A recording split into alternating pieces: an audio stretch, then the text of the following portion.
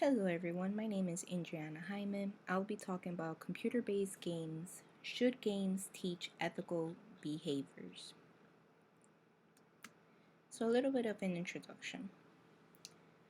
Video games, both computer and console-based, are usually regarded highly for their entertainment value and diversion.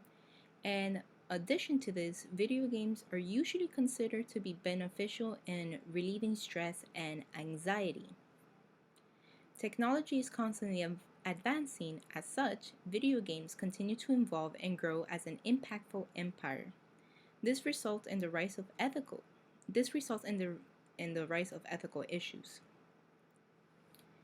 It is important to recognize how these new video games are affecting players. And some of the ethical issues of video games that may influence people include violence, game rating, and education. Now, most of the times when we think about responsibility regarding to video games, most people think it falls to the developers. However, in this case, it should not only just fall onto developers, it should also fall upon the parents of whoever's the one playing, and the educators being anyone at school, anyone else who could potentially lead a discussion with whoever will be playing the games that are being purchased. So violence in video games is a very common thing. In fact, many of the most popular games tend to be of a violent nature. One such games being, for example, Mortal Kombat, which is currently one of the most popular games right now being played.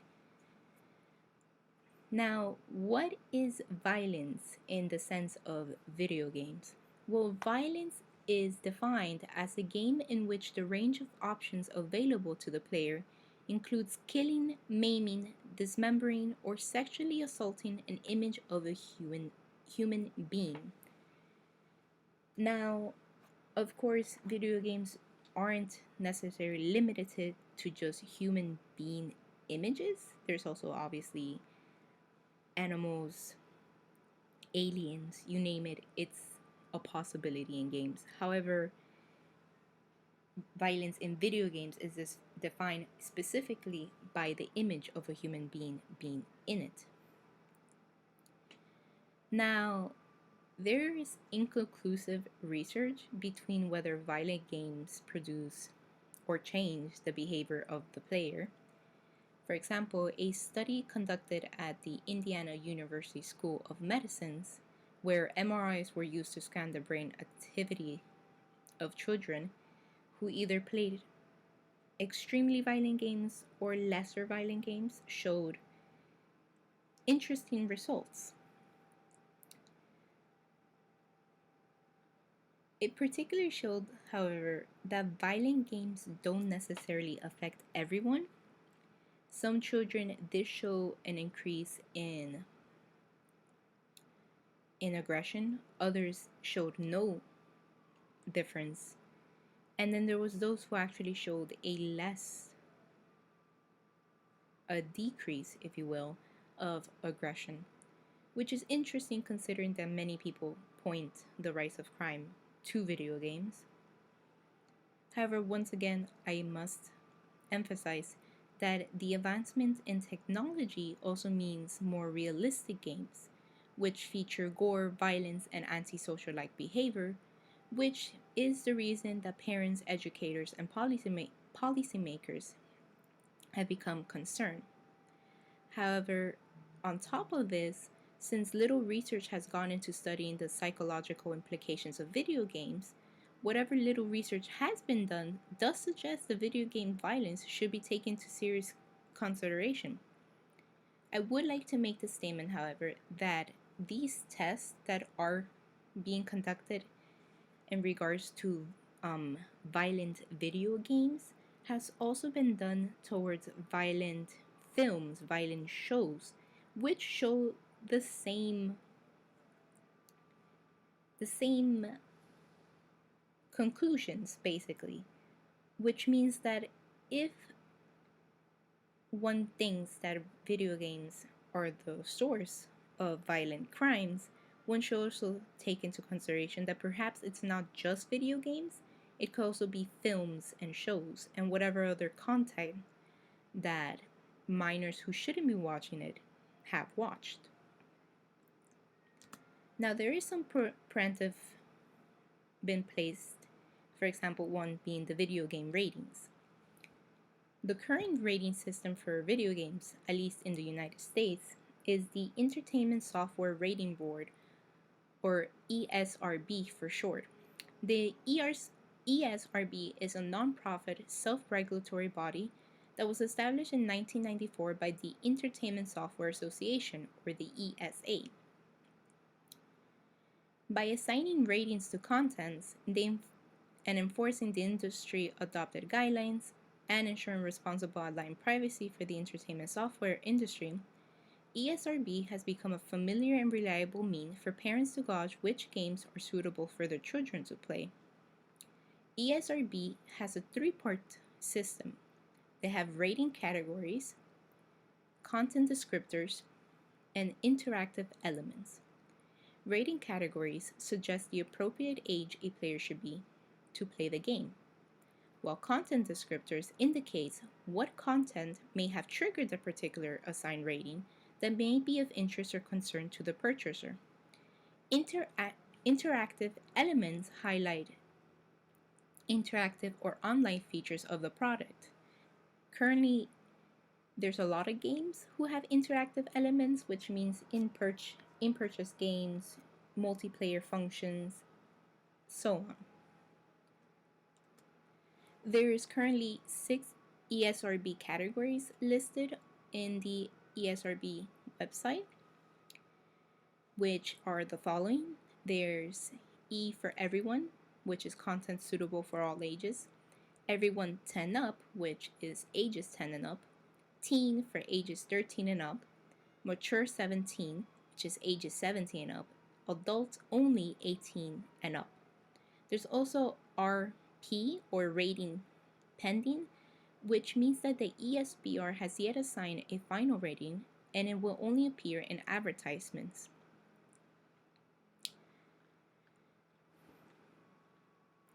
However, there was an act introduced on February 13, 2007 by Senator Sam Brownback called the Truth in Video Game Rating Act. This act was read and referred to the Committee on Commerce, Science, and Transportation.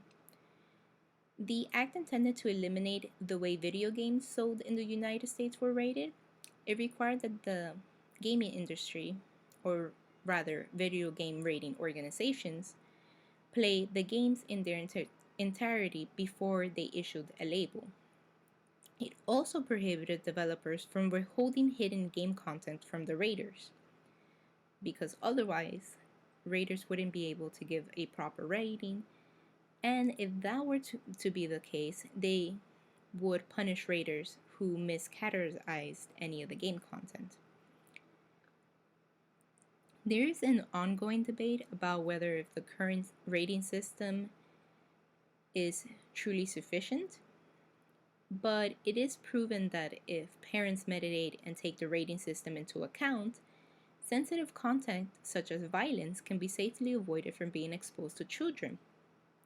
Therefore, it is important that parents get involved alongside the efforts of the ESBR in preventing inappropriate material from being obtained by those who should not have it.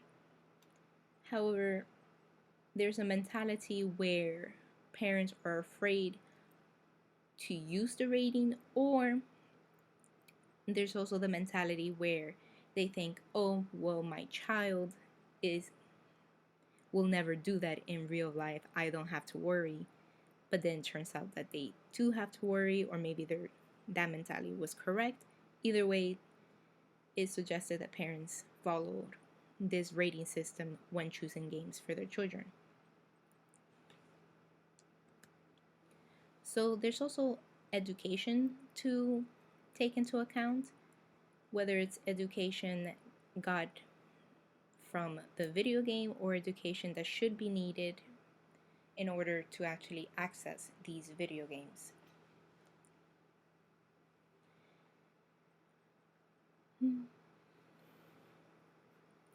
It is true that games have taught adults and children several things, some of them which have been beneficial and some of them who are immoral, such as teaching logic and problem solving skills. This is because there are several types of video games that can teach said skills. And some of these type of video games are strategic, puzzle, combat, and adventure games. And while each game is interpreted differently depending on the individual, many have agreed that they have gained these skills. For example, puzzle games could teach and enhance problem solving skills, but adventure games, on the other hand, could teach logic because they require players to discover where they need to go and what to do at a certain point in time in order to progress a level. Others, on the other hand, believe that video games only teach violence, which could be particularly true if the video games they're thinking about are games such as Grand Auto Theft, which, if none of you have played it before, this game focuses on a lot of crime, mafias, gangs, drugs, so on and so forth. But the ratings do exist for that very reason. If games that are centered on heavy violence are rated M for mature, a parent shouldn't be allowed, or rather, a parent shouldn't be buying this game for someone who does not fall under the age that M stands for. That's why parent mediation is needed alongside these video game ratings. Despite this, though, it does not mean that if a game exhibits violence, it will teach a person to be violent. It might perhaps tempt them, or it might teach them of violence, but it doesn't mean that they're gonna become violent. Like I said, Grand Auto Theft, for example, you could crash into other cars or people, so you could do several things with little consequence. And even if these consequences arise, such as being chased by police cars, eventually the police cars tire and stop chasing you. However, in the real life, this wouldn't be the case. You can't get away with this. So it's also important that whoever plays these violent games have to understand the difference between fantasy, reality, that whatever you do in a video game, you can't expect the same consequences to arise if you were to reenact what you played in the video game in real life. Of course, this is more so focused on children who are still under development, so they may not know better. Yet again, they shouldn't be playing these games because of the ratings suggest that they shouldn't. Now, on the global impact, it is true that in the United States there has been a rise in crime, specifically mass shootings, and this is in part a big reason why in the United States video games are blamed for the increase in violence. However, there is no definite proof that this claim is correct. This is because in the United States, it's not a large consumer of violent games, despite having the highest violent gun death rates, as pictured here in both Figure A, which is the video game revenue in 2018, and Figure B, which is the violent gun deaths in 2017. If you take a look, China has the highest video game revenue in 2018. However, it has the least amount of violent gun deaths, alongside Japan, who's the third highest in video game revenue. There could be several factors as to why this is, and some of these factors can actually be cultural reasons. Could also be the way the government is formatted, the education level provided, and the different advancements of technology. For example, Japan is usually a country that's highly recognized for its advanced technology, and China is often recognized for its strict government, which, when you compare to the United States, it differs a lot because in the United States, for example, our amendments, or rather one of our amendments, allows us to carry arms as long as you're of the appropriate age and you have gone through the appropriate means of obtaining a license and follow the rules when you purchase a gun. However, because of this, it also means that children are more likely to have access to these guns because most of the time the parents, like I said, that mentality where my child will never do this. However, in countries such as China and Japan, weapons are very hard to come by. So it's harder for crimes to be committed in that sense. And that's more because of the way the government is formatted and the rules and the rule differences between the countries. There's also the fact that in Japan, the education is per se higher than the United States, so it's very likely that in school they are taught the difference between fantasy and video games and reality and the consequences. Unlike in the United States, where most of the time crimes like these are usually brushed off, to put in light terms. Furthermore, the United States has a tendency of blaming video games for the violence, but they don't explain the hows, they don't provide the facts, and parents are essentially encouraged to be afraid of video games and to disregard the rating system provided.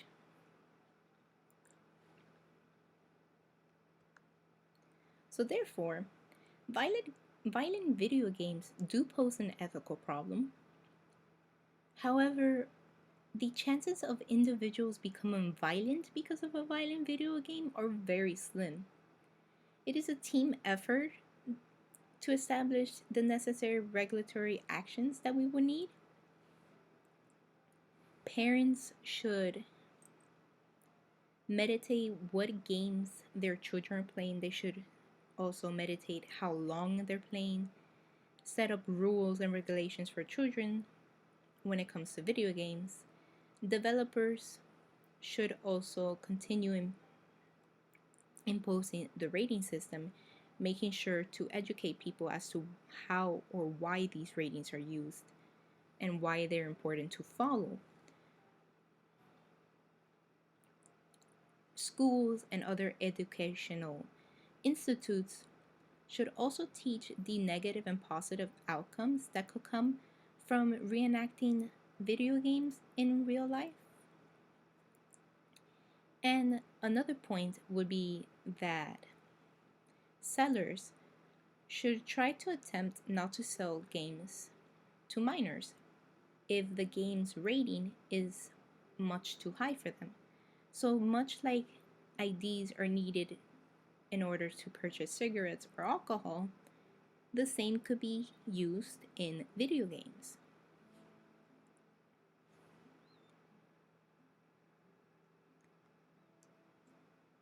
And that is why computer-based games do not necessarily have to impose a ethical behavior education. It should be done among developers, parents, and educative institutions.